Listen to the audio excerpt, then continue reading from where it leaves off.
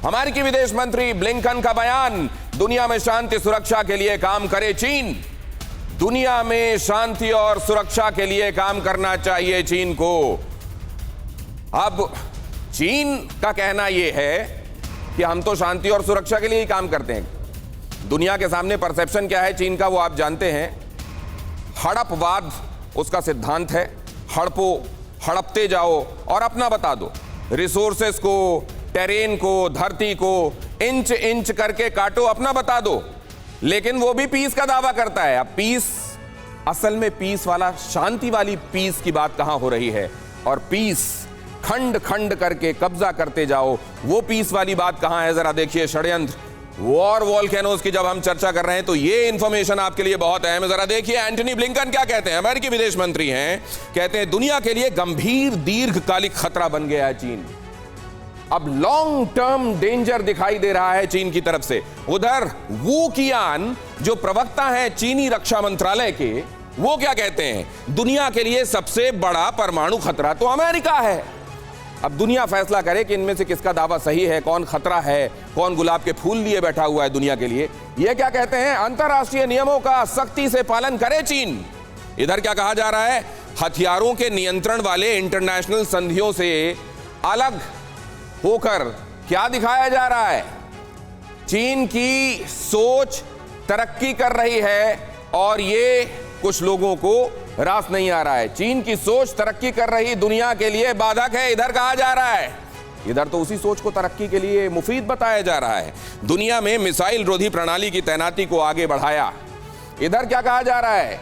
इधर कहा जा रहा है चीन से शीत युद्ध नहीं चाहता है अमेरिका। इधर कहा जा रहा है यूरोप एशिया प्रांत में शीत युद्ध जैसे गुट का गठन कर तो दिया है, अब और क्या बाकी रह गया है?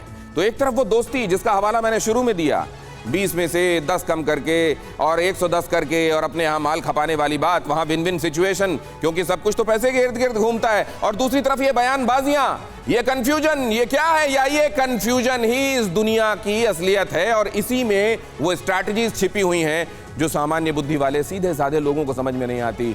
उसके लिए चाहिए खुराफाती दिमाग। अब जरा इसको समझते हैं। ये अगर एम्बेसडर साहब आपको मेरी आवाज आ रही हो योगेश सर, तो मैं समझना चाहता हूं कि ये इतने बड़े बड़े कॉन्ट्रडिक्शंस साथ में कैसे एग्जिस्ट करते हैं, क्यों एग्जिस्ट करते हैं? नहीं देखिए दिनेश जी, मैं आपको बताना चाहिए चाह रहा था कि काफी टाइम से अमेरिका में ये फीलिंग है कि जो टैरिफ्स जो हैं ट्रंप साहब के टाइम में लगाए गए थे, उन टैरिफ से ज्यादा नुकसान जो है वो अमेरिकी कस्टमर्स को हो रहा था, क्योंकि अमेरिका जो है उन प्रोडक्ट्स को चाइना के अलावा और मुल्कों से नहीं दे पा रहा था। और क्योंकि चाइना से वो प्रोडक्ट्स आ रहे थे तो चाइना वाले उन टैरिफ्स के वजह से उनकी कॉस्ट अमेरिकन कस्टमर्स के लिए बढ़ रही थी। तो अमेरिकन कस्टमर्स की और अमेरिकन इंडस्ट्री की ये मांग थी बहुत टाइम से कि भाई ये टैरिफ्स जो है आप हटाए जाएं, खास तौर से उन प्रोडक्ट से जिनको चाइना से मंगवाना जरूरी है, जो अमेरिका और मुल्कों से नहीं मंगवा सकता। इसलिए ये टैरिफ्स जो है हटाए जा रहे हैं या कम किए जा रहे हैं, इसको समझना जरूरी है। मैं इस बात को नहीं मानता कि अमेरिका और चीन की जो राइवलरी है वो अभी हाल फिलहाल में ब्रॉडर लेवल पर कम होने वाली है, नहीं, ऐसा नहीं है। और मैं इसके आपको कई एग्जाम्पल्स पेश कर सकता हूं। चाहे आप टेक्नोलॉजिकल डोमेन्स में देखिए, कितनी अमेरिका ने कितनी चाइनीज कंपनीज के ऊपर सैंक्शंस लगा रखी। पॉलिटिकल आप डोमेन में देखिए, चाइना के जो ह्यूमन राइट्स। सर मैं लेकिन एक बात आपसे जानना चाहता हूं जी। पीटर स्वेज की एक किताब जिसमें वो लिखते हैं, सीक्रेट एम्पायर नाम है किताब का, और उसमें वो लिखते हैं कि कैसे दुनिया ये सोचती है कि एक मुल्क की एक आइडियोलॉजी है, उसको टो करने वाला एक लीडर है, असल में तो अपने अपनों को फायदा पहुंचाने की कोशिश की जाती है, बाकी सब छलावा है। और ये अमेरिका के संदर्भ में लिखी हुई किताब है। अब इसकी रोशनी में आप क्या कहते हैं सर? नहीं देखिए, मैं आपको ये कहूंगा कि ये जो अमेरिका और चीन की राइवलरी है, इसका जो बेसिक मुद्दा है वो बेसिक मुद्दा है ग्लोबल लीडरशिप का। आज की दुनिया में जो ग्लोबल लीडरशिप है वो अमेरिका के पास है, और चीन और रूस जो है उस ग्लोबल लीडरशिप को वीकन करना चाहते हैं, उसे डाइल्यूट करना चाहते हैं। ये मुद्दा है मेन। और अमेरिका जो है अपनी ग्लोबल लीडरशिप मेंटेन करना चाहता है।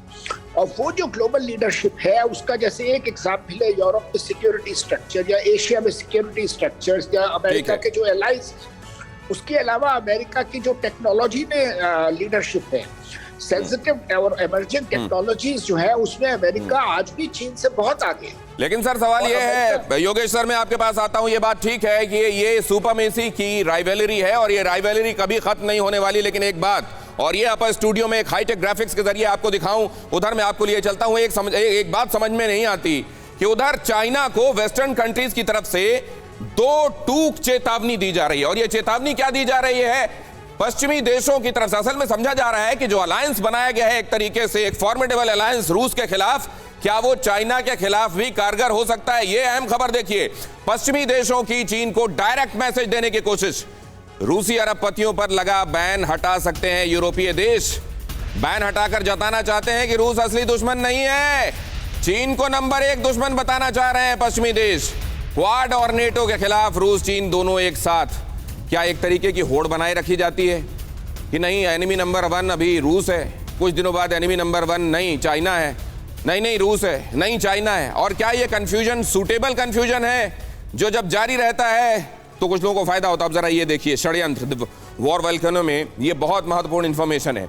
रूसी ओलिगार्क्स पर कुछ नरमी किसके जरिए हो रही है?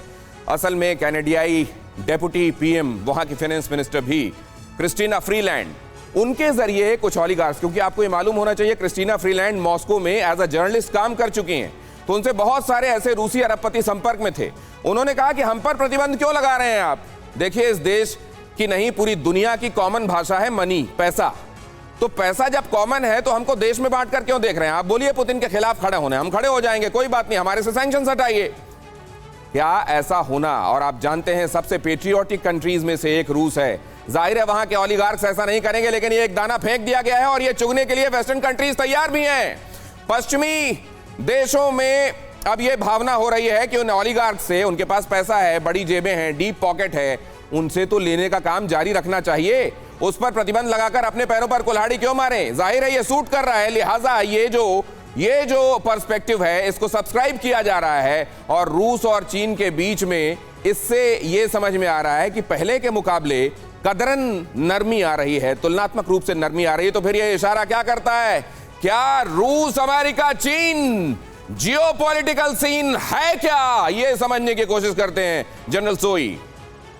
ऐसा है कि ये जो अभी आप बता रहे हैं ओलिगार्क्स के ऊपर से हटा रहे हैं, प्रतिबंध हटा रहे हैं, उधर से अमेरिका चीन को एनिमी नंबर 1 कर रहा है। यहाँ पर मुझे एक षड्यंत्र जो है वो षड्यंत्र भी लग रहा है बहुत खतरनाक। वो ये है कि हो सकता है कुछ ओलिगार्क को कह रहे हैं भाई आपसे हम सैंक्शन हटा देंगे, आप पुतिन के खिलाफ खड़े हो जाओ, और जो कोई मान जाते हैं तो कुछ ना कुछ उनको ओलिगार्क्स को तोड़ने की कोशिश भी हो सकती है कि जो पुतिन के खिलाफ खड़े हों, उनके पास पैसा बहुत है, उनके पास फॉलोइंग है उनके एम्प्लॉयज़ हैं बहुत ज़्यादा रशिया में, तो कहीं ना कहीं एक तो वो हो गया। दूसरा, रशिया और चीन को अलग करने की कोशिश तो लगातार कर रहे हैं कि कभी चीन के खिलाफ टैरिफ कम करने की बात हो रही है, कभी रशिया के ओलिगार्क को कर रहे हैं। तो यहाँ पर ये दोनों जो आज मिले हुए हैं, आप जैसे अभी उन्होंने वीटो किया है रशिया चीन ने मिलके नॉर्थ कोरिया के फेवर में, तो यही अमेरिका को बहुत बड़ी टेंशन है। वो ये सोच रहा है कि इन दोनों को अलग कैसे किया जाए। ये अमेरिका के लिए बड़ी टेंशन, कैसे अलग किया जाए इन दोनों को। अड़ी सोमवार से शुक्रवार शाम 6 बजे सिर्फ TV9 भारतवर्ष पर।